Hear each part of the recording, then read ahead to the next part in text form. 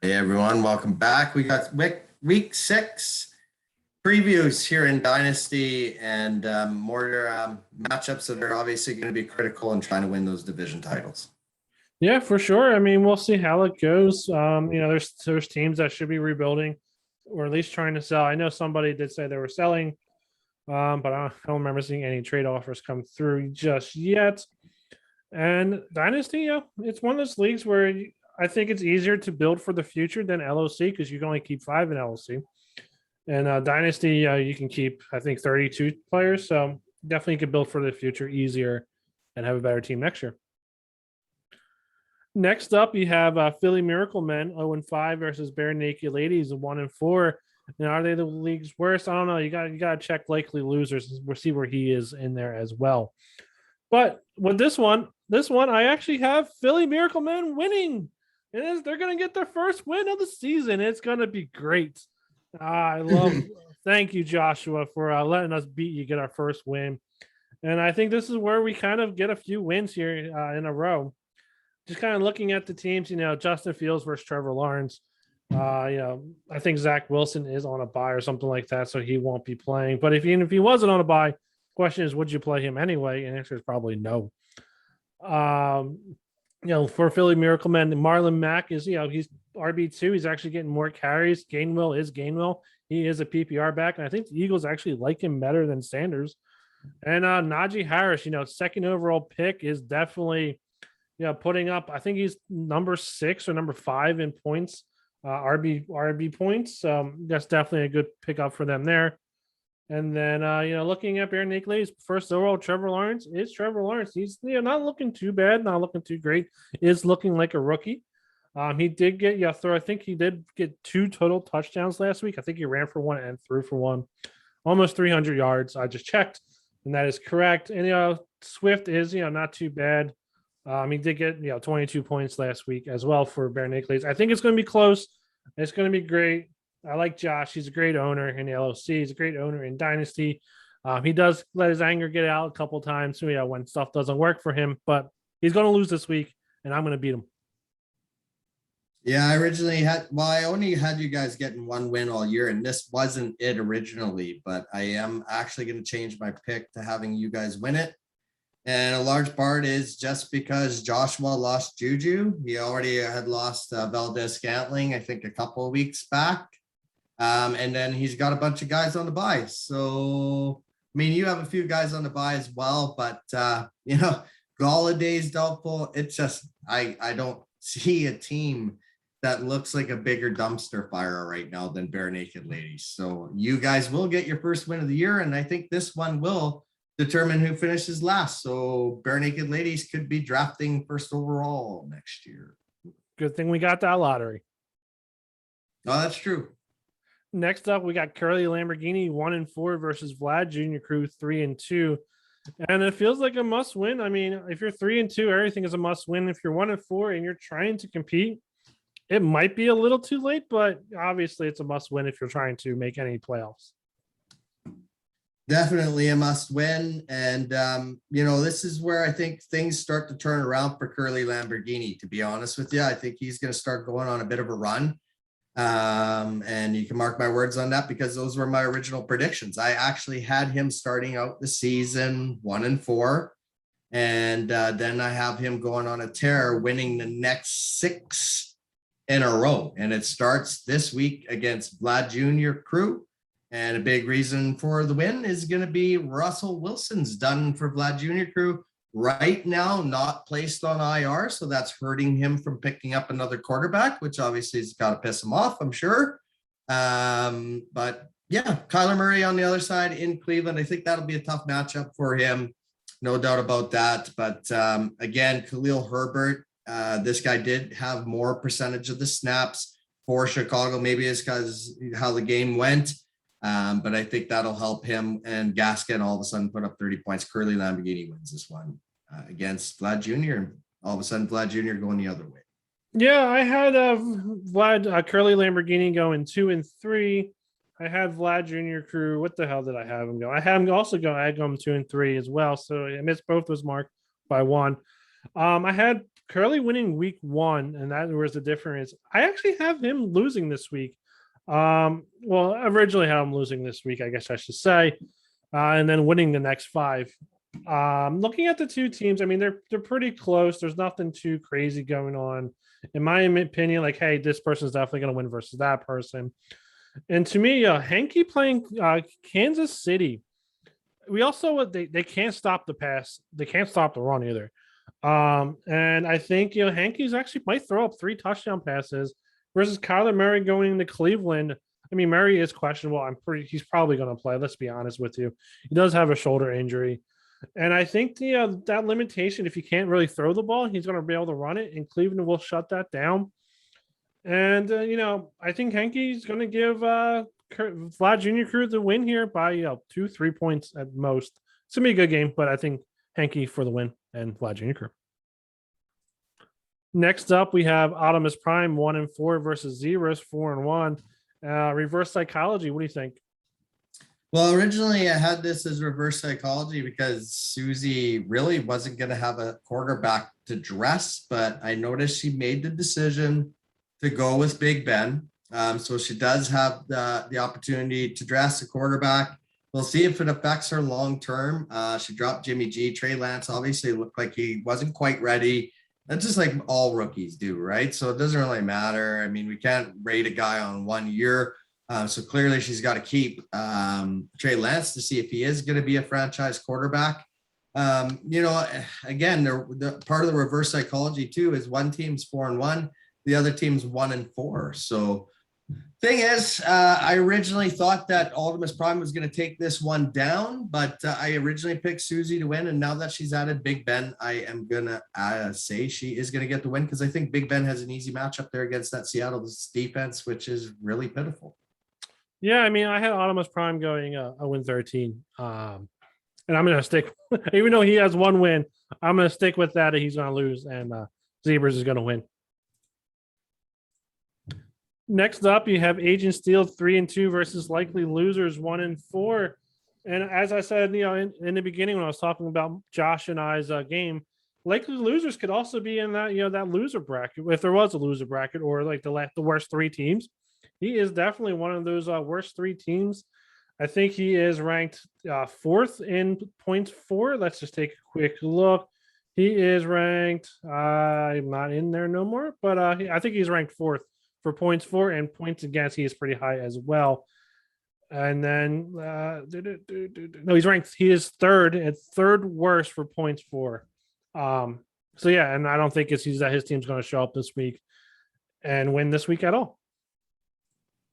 Yeah, it hasn't been a really great year for him, has it, in his title defense? I originally picked myself to win this one. And, when we originally did these, I didn't have Deebo Samuel on the roster. So he is on the bye this week for me. He's turned out to be a top 3 wide receiver. When I look at Stewart's team, I mean, you just got to start making some moves. Like Jaquez Patrick just got waived, so you might want to get rid of him. Obviously, you just lost Levante David at linebacker. That clearly doesn't help. And now that I found my dream cornerback in Carson Wentz, he's taken over QB1 duties for me. I picked him up on waivers.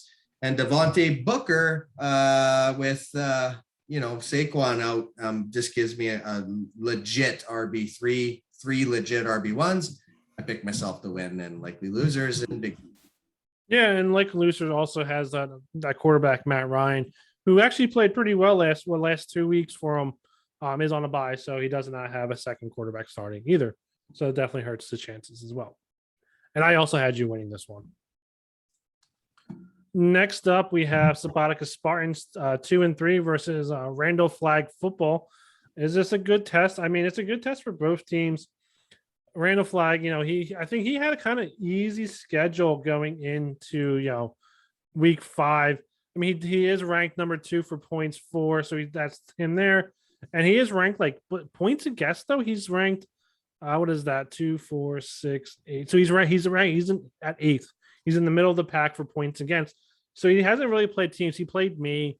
And that's not a test at all. So playing against Spartans, who is ranked, I believe, also 8 in points for, where he's actually not too far behind Randall Flag football in points for, and I think it will be a great test. I do have Randall Flag winning this one, but I think it's going to be close for him. Yeah, I think it's going to be a great game, actually. And I think it is, like you say, a good test for both. Brian does have a great team this year. There's no doubt about it. I originally picked them to lose this one. When I look at who's on the bye for Sabatica Spartans, you think, oh, AU Conserman, but they haven't really performed this year. So Alvin Kamara is really going to be the big absence for Sabatica Spartans this week. And I think if he could just fill a few of those roster spots that he has missing, he could maybe potentially put this one over the top. I'm going to stick with my prediction of Sabatica Spartans winning this one because I just have a feeling one of those guys on Randall Flagg's side is not going to be able to go, and it's going to cost him the dub. Yeah, and for your brother, he also has Goddard, who has COVID and probably won't play tomorrow. Next up, we have Unnecessary Roughness 2-3 versus Orange Crushy 5-0. And can Crushy stay undefeated? That's the main question, and I think it's going to be a good test. What do you think, Kamish?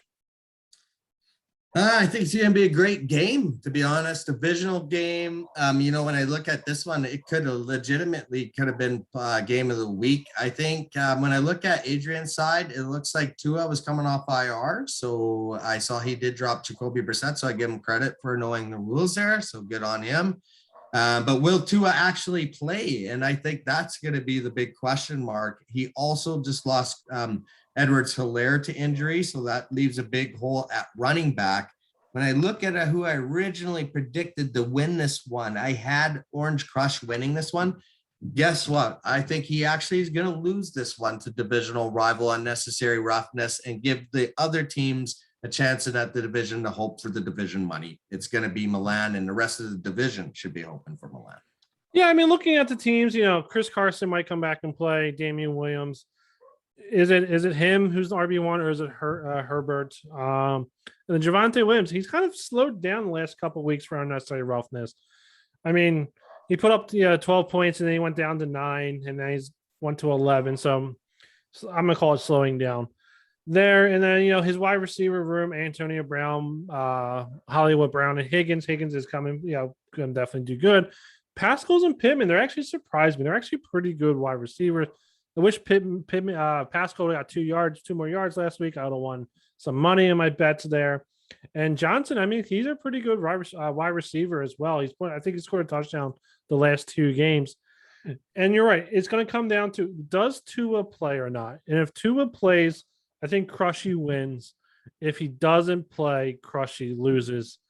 And I originally had Crushy winning this one. I am going to stick with that, but I'm going to put an asterisk there. If Tua loses or doesn't play, Crushy loses.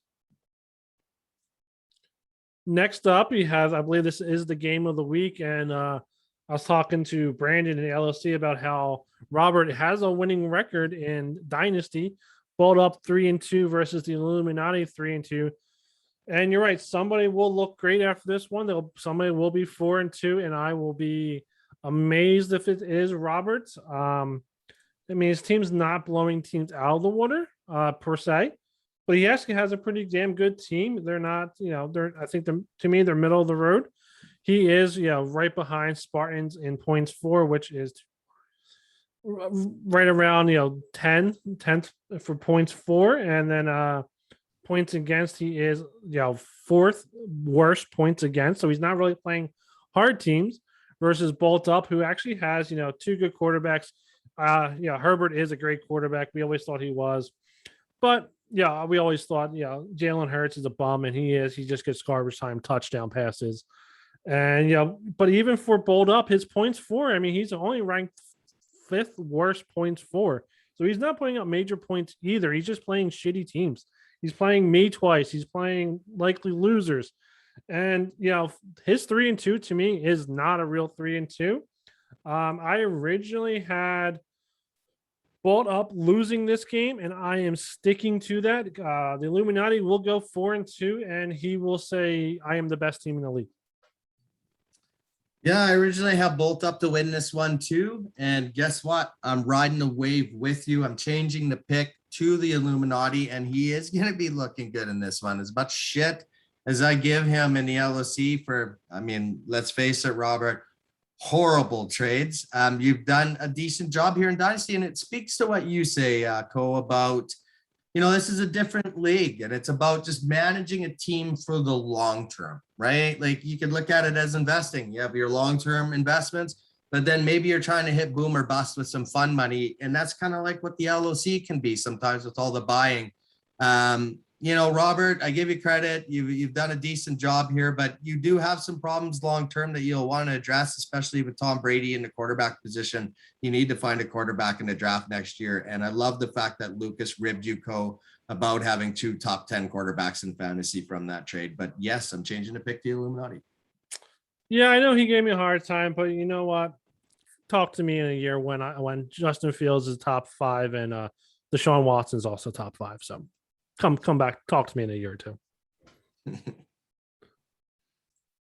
And next up, we have Bills Mafia 4-1 versus No More 3-2. And I think No More. Let me verify this before I say. No More has the worst. Is it the worst points for? Or is it the worst points? Yeah, he has the 3rd best points for, but he also has the 10th worst points against. Like, his team is really good and he plays shitty teams, and he's only 3-2. How is this possible?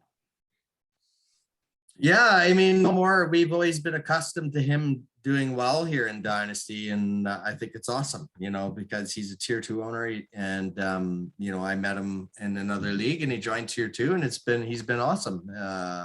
Good owner, and I'm glad he's a part of the format. He's obviously finished 1st and 2nd in his 2 years here, but you knew I was high on Bills Mafia to start the year, and I'm looking at my original predictions, and I have Bills Mafia starting the season off 8-0. So I'm not changing that now. Again, I'll say it every week: Josh Allen, Matthew Stafford, these guys are huge. You throw in, a really good wide receiver core. Noah Fant, of course, getting more targets and more looks because of the Judy injury. C-Mac, is he going to be ready to go for No More? Obviously, that's really hurt him.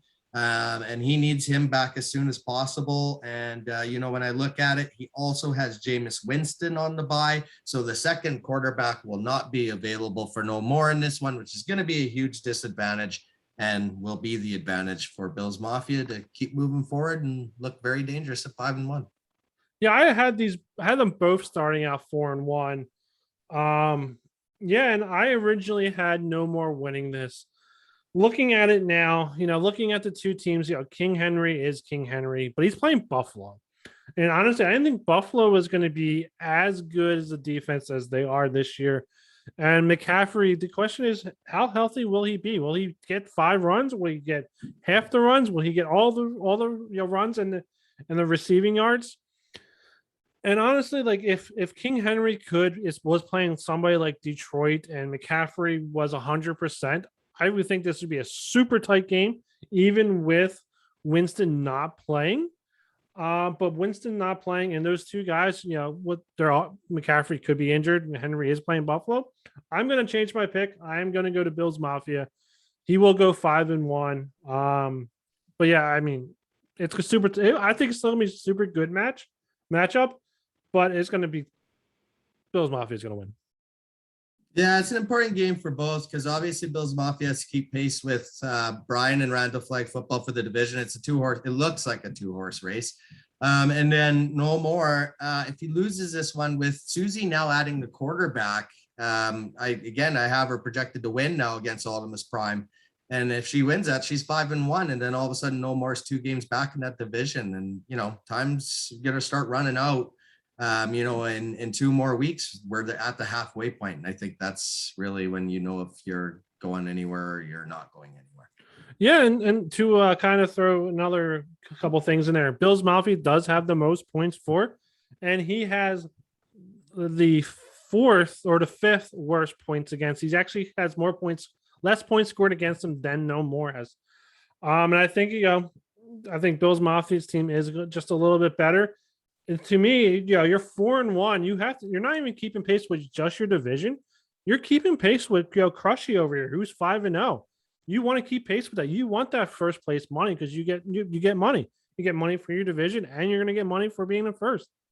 And I think, that's, you're keeping pace with them and, Crushy and your brother and Zebras, who we both said is going to win. So if you're 4-1, you have to win. You have to win games that you should win. And I think you should win this one. It's a great point. We haven't talked about that enough this year is, first place money and points for money, right? So, you want to keep putting up big numbers every week. So yeah, it's going to be a good one. It's going to be a good week. Excited for week 6. Yeah, for sure. For sure. As am I. Any last thoughts you want to bring up? Not really. Just Dynasty again. I love how the 2 leagues are different. And if the tier 2 owners ever watch this too, again, LOC in tier 2 is a redraft league. There's going to be a lot of trading activity, and there's always going to be buyers and sellers. Obviously, Dynasty a little bit different, but don't be afraid to sell either a bit in Dynasty. But I always just remind owners, and this is what happens when they start selling like mad, is remember, you got to keep guys. So just remember the roster you're keeping. Yeah, for sure. I mean, like I said, I think I said in the beginning of this one, you keep 32 players, in Dynasty. So you have to have a decent lineup going into next season. Like my strategy is, once a running back hits a certain age, or a running back or a wide receiver hits a certain age, you want to kind of sell high and look for guys who aren't as good, get a couple picks. But and there's a couple teams out there who should be selling. Like I would say Curly Lamborghini, if he doesn't win this week, he should kind of look into a little bit of rebuild. Don't sell like Camaro or anything like that, but sell the guys who are might be putting up points this season, who might not put up points next season. Like Joshua, I know he's all for selling. So there's teams out there who should be selling. Even like somebody who's there's only like 2 and 3 teams, but also they should look at as well. But as you said, the 2 leagues are completely different, and they are both amazing, and I love them both. Right on, man. Well, on that, I think that's the best way to go out. So we'll Sounds see you good. next week.